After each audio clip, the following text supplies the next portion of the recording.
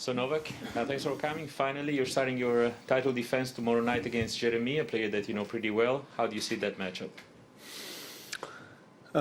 Well, I have a very good score against Jeremy. I think that helps. I haven't played him in a while now. He's a very experienced player. He's been on the tour for a lot of years, and he has a big serve and big forehand. You know, his game kind of revolves around those two shots. Obviously, playing ATP Cup and having 4 matches, 2 singles, 2 doubles on Rod Laver Arena helps to prepare well for Australian Open. I think, you know, I've never experienced that kind of a lead up to Australian Open before. So that's a positive, obviously, of having already quite a lot of match time on the court where I'll start my Australian Open 2021 tomorrow night. Obviously, night session is played different, a bit slower, but you know, I've had historically really good score playing at night here in Melbourne, so I look forward to it. You know, I'm feeling good. I've been playing really well, and hopefully I can build on that form from tomorrow. Great. Novak, you've often said that this is like your backyard on this court. I think from memory, you try to be the second man ever to win 9 or more titles at the same major. In the Open era. So are you able to put into words what it is really like when you walk on there to rekindle, let's say, a friendship with the court and start your challenge? Well, it's a love affair. I mean, probably something similar, maybe not to that extent like Rafa has with the French Open. But I've been I've been feeling more comfortable on the court each year that I've been coming back. I mean, you know, the more you win, obviously, the more confidence you have, and the more pleasant you feel on the court. It just feels right. And of course, if you're in the right state of mind, regardless of the obviously surface, you know, you have a better chance to play at your best. So.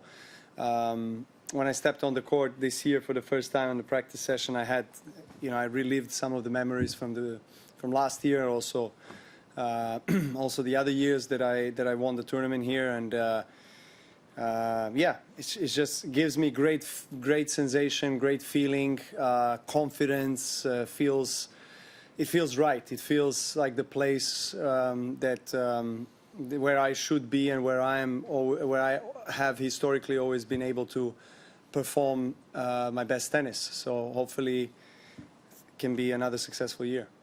Right. Novak, you and Nick Kyrgios are probably 2 of the most loved tennis players in Australia. Really? By all the fans. Okay. I think so, yeah. Right. I was wondering what you thought of the tweet he sent about you at the start of quarantine, and also if you think the Australian Open is a better tournament when he's up and running and playing really well. Well, I answer your second question first. I think I've said this before. I think he's good for the sport. You know, obviously he's someone that you know, is different, and he goes about his tennis. He goes about his off-court things in his own authentic way, and you know, I have respect for him. I have respect for everyone else, really, because everyone has a right and freedom to choose how they want to express themselves or what they want to do. And my respect goes to him, you know, for the tennis he's playing. I think he's a very talented guy, and he's got a big game. And he has proven that he has a quality to beat any player really in the world in the past. Off the court, you know, I don't have much respect for him, to be honest, and that's where I'll close it. I really don't have any further comments for him and his own comments for me or for anything else he's trying to do. You know, you here with Goran, you won all 8 titles in Melbourne with Marianne. Are you in touch with him? Of course, yes. Marianne is more than a coach to me. You know, he's a family member. He's someone that I can proudly call a friend and a mentor, and really a member of the family. You know, he's been very close to me, to my brothers, to my parents, to my wife. You know, over the years, and I got to spend a couple of weeks before coming to Australia with him in Spain, training in the off season. He became a grandfather for the second time with his second daughter. So obviously times are changing rapidly, I mean, since the first tournament that we had together as a player and coach, I think was 15 years ago almost, in Hertegenbosch in Netherlands on grass. And I remember the first match I played was 3 tie breaks. I saved 4 match points and won that match. And it was really funny, he says that he's gotten his first gray hair from that match onwards. But it was such an amazing journey, and it still continues with Marian. Marian, I try to be very loyal to my team members, whether it's a coach or a physiotherapist and fitness coach, try to be building relationships that will last for a long time. And, a lot of people, have stayed for a very long time. Some people stayed a bit shorter, but, Marian is a constant, Marian is always there. So, yeah, I love him very much, and I appreciate everything he has done for me on and off the court. Last 2 in the room. There. You've obviously, been there and done it, won 17 slams. Do you still get nervous going out there, in a tournament like this? Every match. The pressure, you feel that? Every single match. I mean, I don't know. I mean, I don't want to speak on behalf of the other athletes, but I just feel like it's almost impossible to eliminate that kind of pressure and anticipation, the nerves coming into any match, really, for an athlete. I mean, at least in my case. I mean, it's just that I managed over the years to train myself, I think, with the experience and with also the dedication that I had also, off the court to the mental preparation that helped me react better to those kind of emotions, and sometimes I don't manage, to overcome, the pressures and the stress and nerves. Sometimes I do. So it really just does. It depends. Even though I've been blessed to experience a lot of success. I mean, especially here in Australia, but also in my career. I still feel that those failures, if you want to call them that way, even though I don't believe in failures, I just believe in opportunities to improve, and kind of lessons to be learned. But in those matches that you lose, big matches, that's where you learn the most. That's where you're, facing the kind of a wall mentally, and you're upset. You have a lot of different things happening, and you feel like you're let yourself down.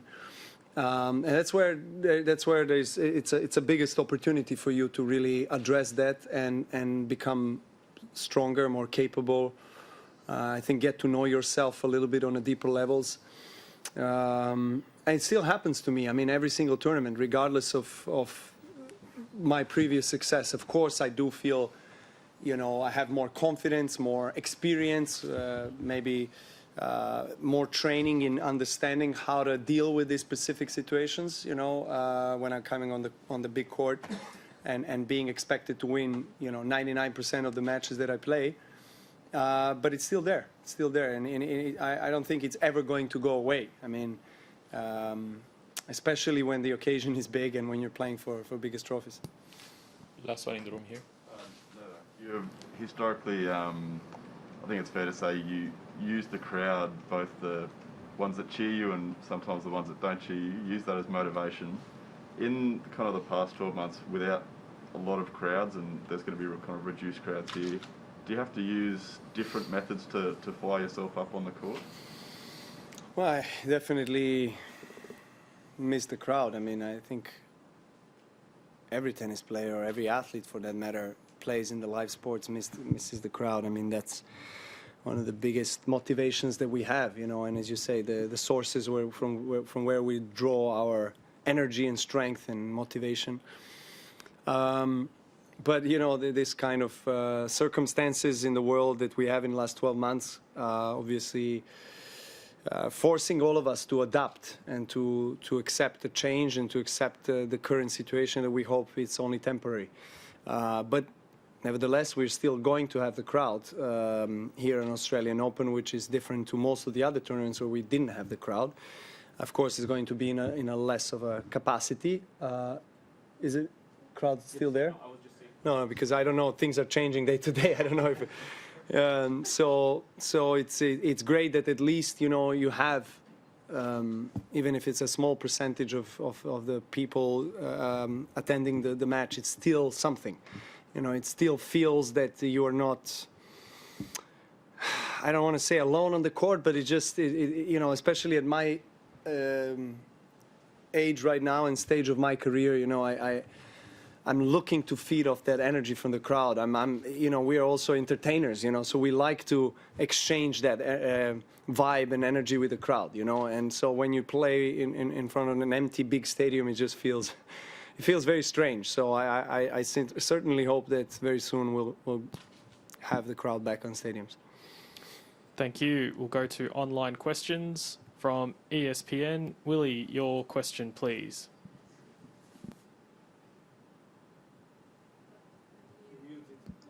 Hi, Novak. Hey, Billy. You spoke earlier about your love affair with the courts in Melbourne and your success there. What is it about your talents and your style of play that have made you perform as well as you have? Well, I historically have made my best results on the hard court, even though I grew up playing probably mostly on clay, although the first tennis ball that I ever hit in my life was on a hard court. So, but I actually played mostly on clay in my junior days back in Serbia.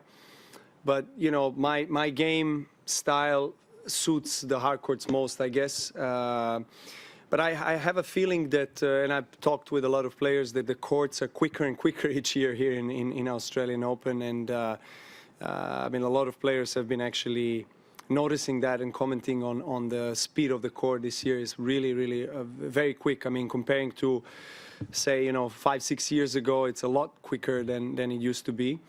So it obviously favors big servers, and you have to adapt your game. But I think with my return, I've managed to win a lot of matches against big servers, on these kind of courts, and I improved my serve. I think also alongside Goran Ivanišević, who was one of the biggest servers ever. I think he has contributed a lot to the improvement and betterment of my serve.